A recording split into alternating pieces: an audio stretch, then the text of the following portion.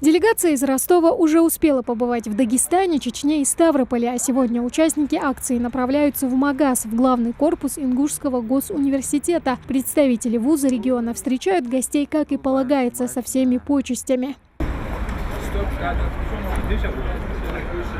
После торжественной встречи гости из Ростова-на-Дону направляются в аудитории, где они презентуют студентам свои проекты, ориентированные на укрепление российской идентичности и профилактику деструктивных отношений. Веротерпимость и миролюбие лежат в основе большинства традиционных конфессий и тоже служат объединению.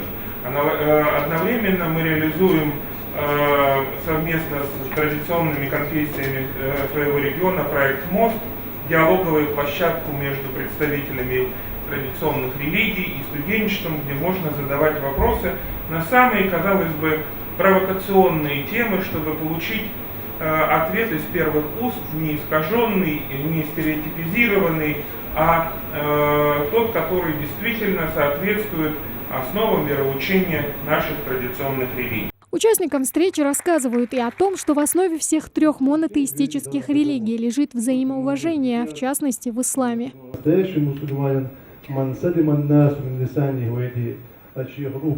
языка находятся другие люди в безопасности.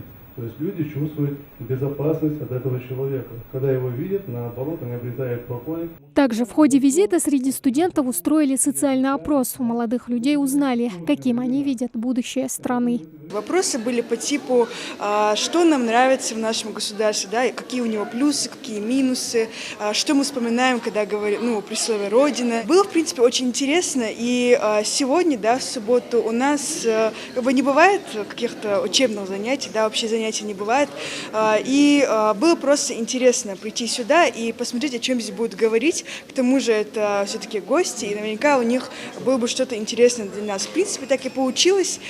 И мы осветили различные проблемы, и нас спрашивали различные вопросы, на которые мы давали ответы. Автопробег в рамках проекта «Мир Кавказу» проходит уже 10 лет и помогает налаживать межэтническое взаимодействие, а также проводить различные социологические и культурные исследования. В этом году в путешествие отправились 16 человек, из которых 12 студенты.